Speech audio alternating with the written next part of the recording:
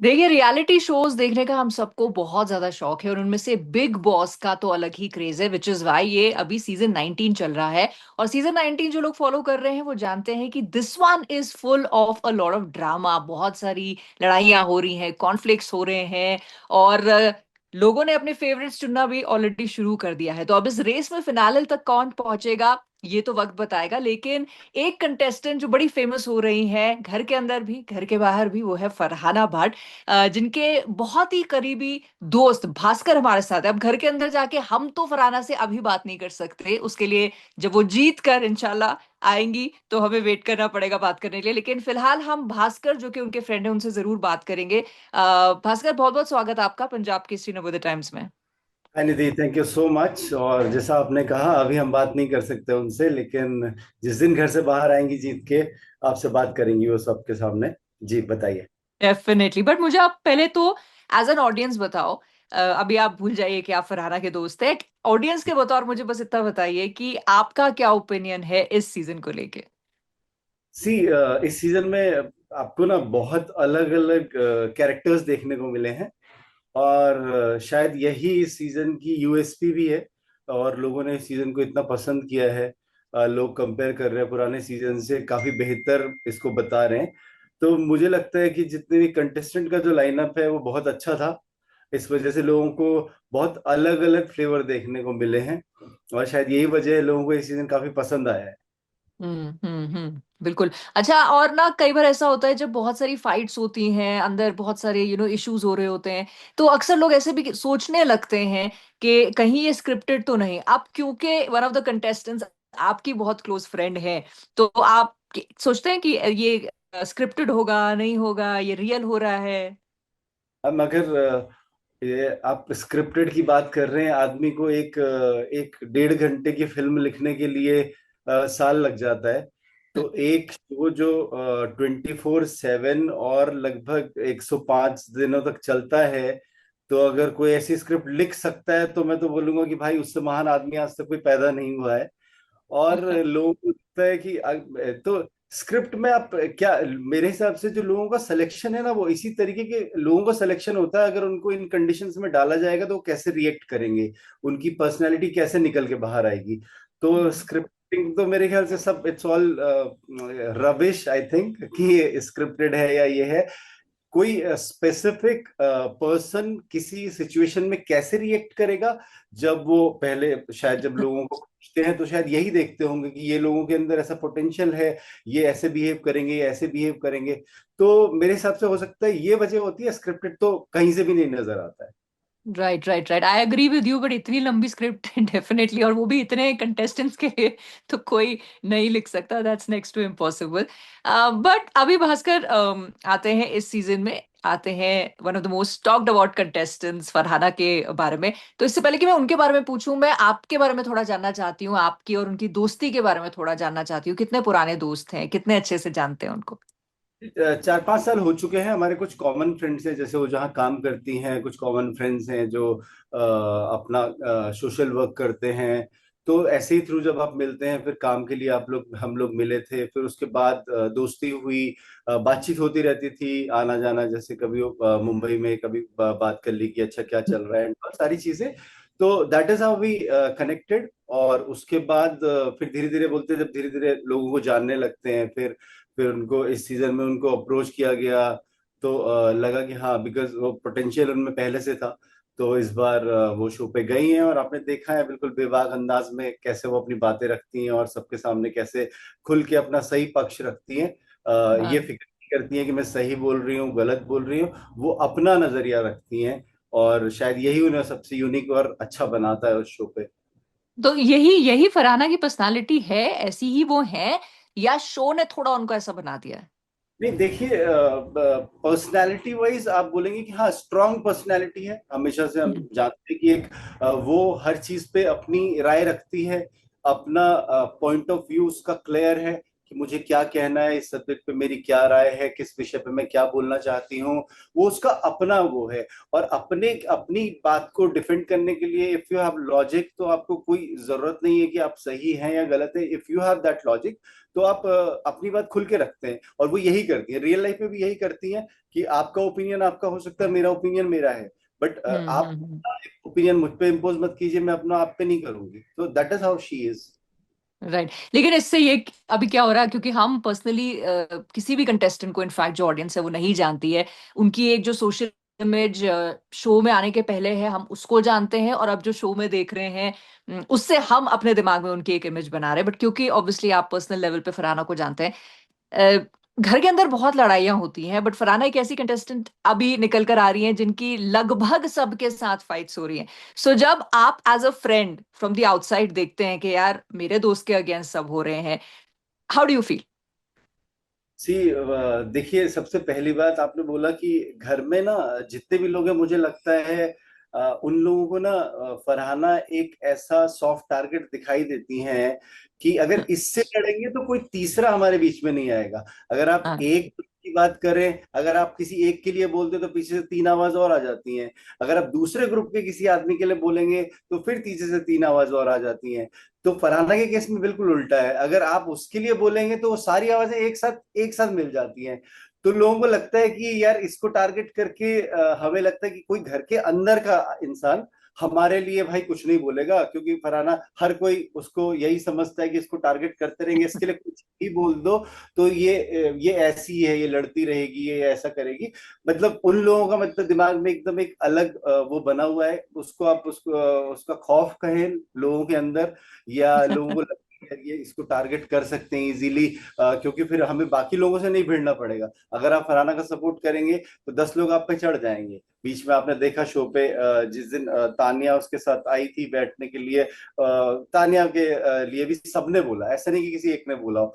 तो वह इस ये दिखाता है साफ साफ कि बाकी लोग आई थिंक अपने गेम के हिसाब से थोड़ा इनसिक्योर है, उन्हें लगता है, तो वो और उसको कुछ भी बोल दो, उन लोगों को लगता है शायद। बट बाहर की जनता सब देख रही है, सबको पता है कि हाँ। लोग कैसे उसको बिल्कुल हर मौका तलाशते हैं कि हाँ, इसको कैसे हम क्या बोलते हैं।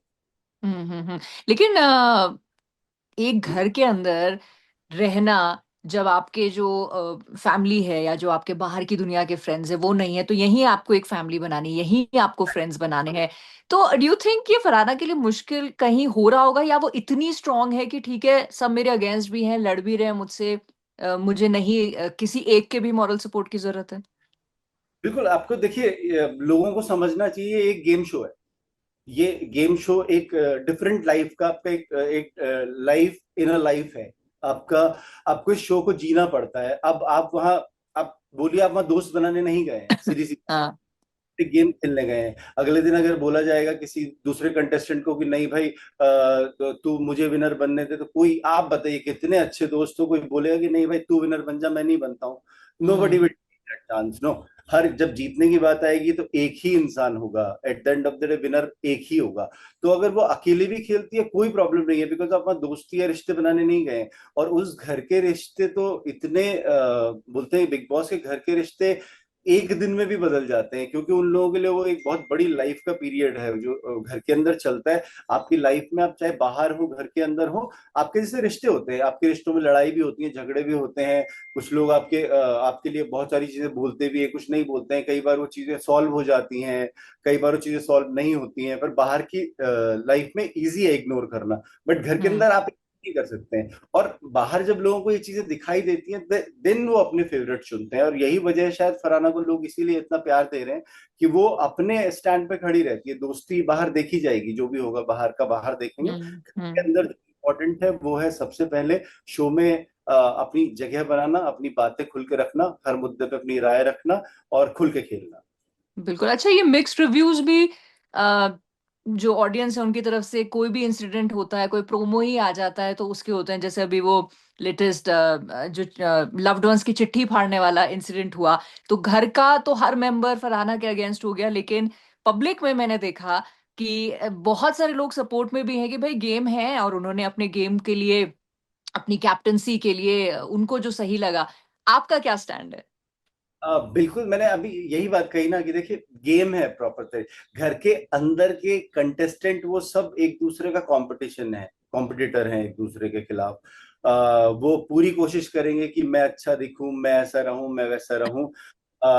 लेकिन बाहर की जनता बहुत स्मार्ट है। आज की जनता, आपकी एक छोटी से छोटी चीज भी आपकी दुनिया के सामने आ जाती है। अगर आप शो पे कुछ भी करते हैं, कुछ भी कहते हैं, तो ये साफ दिखाई देता है कि ये बोलते हैं ना कि आपको कुछ छुपाना नहीं पड़ता है। लोग, हो सकता है कुछ लोग हैं वहां घर में शायद अपनी अपने को बचाने के लिए, डिफेंड करने के लिए खेल रहे हो, पर एक गेम में जब आप हैं तो वहां आपका कोई भी डिसीजन आप सही या गलत नहीं ठहरा सकते। मेरे हिसाब से उन्होंने बिल्कुल सही किया, उसके गेम्स की लिमिट के अंदर जो चीजें जायज हैं उसने वो किया।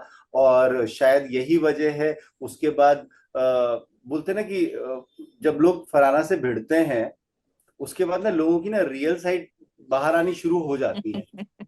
जितने लोगों ने, आपने शुरू में सुना है सीजन में, कईयों के लिए कई सारी चीजें कही, आप दिख नहीं रहे हो, आप ये नहीं हो रहे हो, लेकिन जहां से वो फरहाना से लड़ना शुरू करते हैं उसके बाद उनका थोड़ा सा ट्रैक दिखने लगता है, वो सामने आने लगते हैं।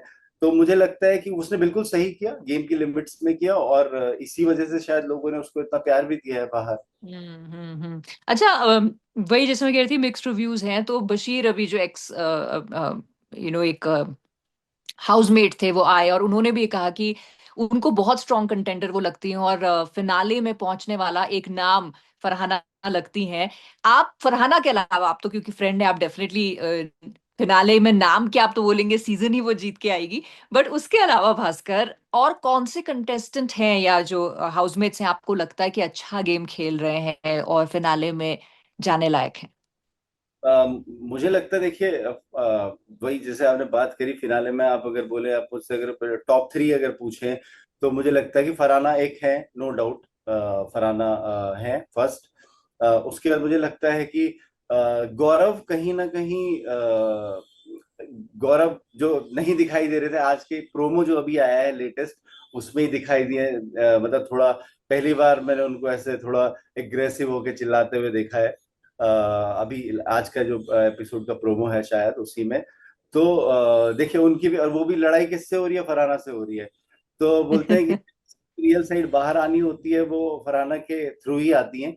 और तो मुझे लगता है गौरव फिर भी, क्योंकि कोई इंसान इतने लंबे टाइम से टिका हुआ है, गौरव है कंटेंडर।